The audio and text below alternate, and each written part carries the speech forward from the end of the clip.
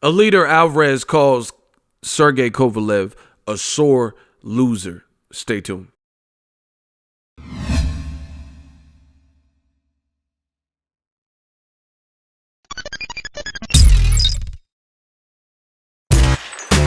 Boxingego here. If you like this video, make sure you hit the like button and also subscribe to the channel and hit the bell icon on the top of your screen to get notified when the latest new content drops. 1.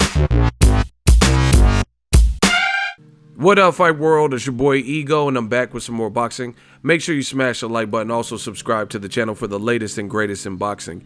If you want to become part of the gang, notification gang, please hit the bell icon. Shout out to the super chats, channel donations, the Venmo donations, and the Patreon family. We working. Shout out to the new channel members. Now, there's a fight coming up.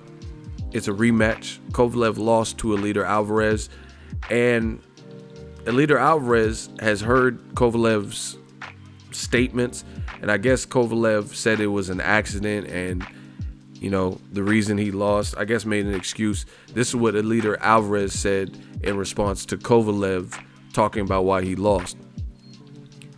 Alvarez says, the fact that Kovalev said it was a mistake and that I was lucky is motivation for me. He is a sore loser, and I will make sure there will be a second accident. So he's proving, or he's attempting to prove, that this was no fluke. This, in fact, was no mistake. There's a lot waning on Kovalev right now.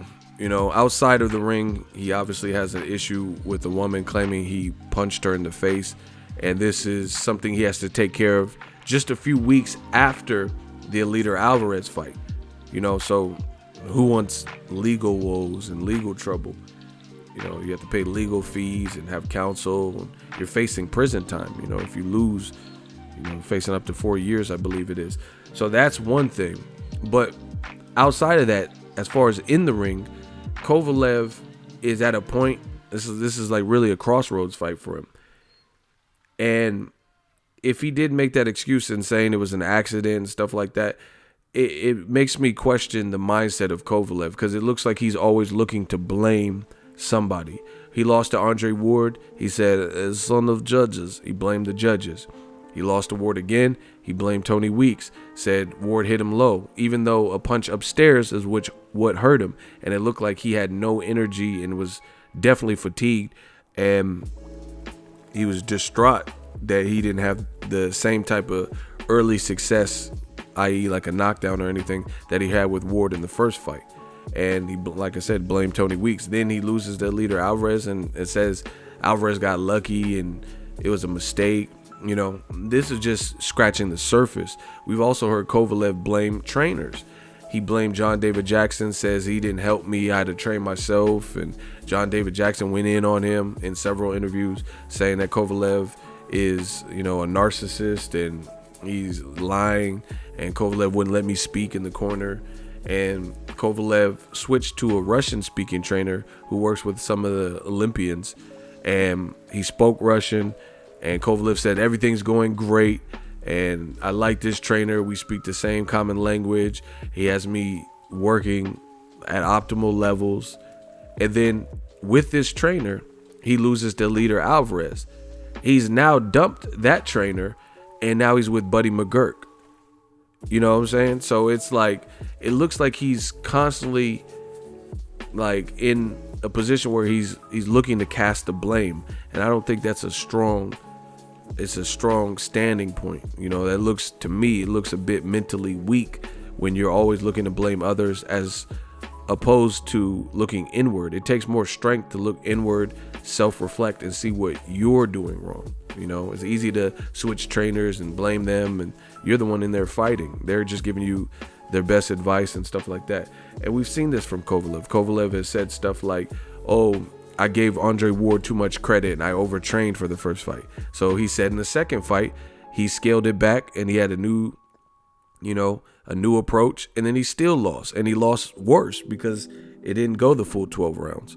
So, you know, Kovalev taking this fight very dangerous for his career, because with the two Andre Ward losses, how they played out, and him getting stopped and knocked down, I think 3 times versus ELEIDER Alvarez, if it's a repeat, people are going to say Kovalev should hang it up. You know, that's the harsh reality of boxing.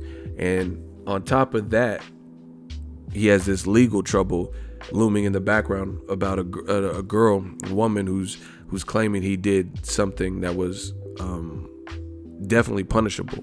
So there's a lot weighing in on this particular fight, and for these reasons, I haven't even heard too much buzz from this fight, so I don't know if it's going to be a commercial success. But this is almost a must-win for Kovalev, because it's like the boy who cried wolf.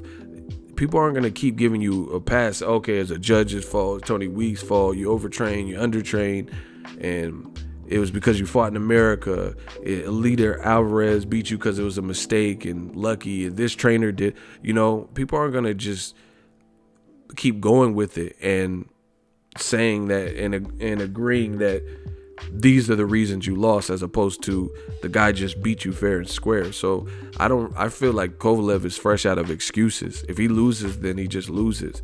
And who's he gonna blame now? You know, his parents? Is he gonna blame, you know, his wife or something? Drop your thoughts in the comment section. Make sure you smash the like button. As always, hate, comment, and subscribe. Till next video is Ego signing off. So if you enjoyed this video and want more content like this on the channel, you can show your appreciation by going to the PayPal donate button or the YouTube support button, and you can donate any amount that you feel is equivalent to the value of this video. Much more to come. Thank you guys for your support. Boxingego, the future of boxing.